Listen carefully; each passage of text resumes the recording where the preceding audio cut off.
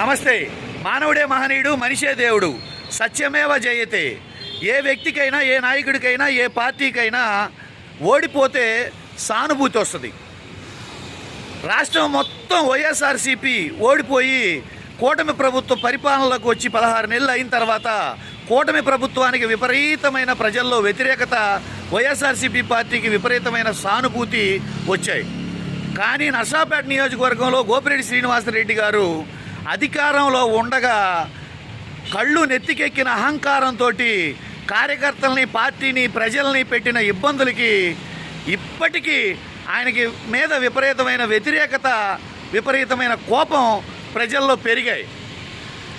అందుకే నువ్వు కత్తితో పడవచ్చు, గొడ్డలతో నరకొచ్చు, కానీ కాలం వేసే కాటుకి, కర్మ వేసే పోటుకి నువ్వు కొట్టుకుపోక, విలవిల్లాడిపోక తప్పదు. గుర్తుపెట్టుకో.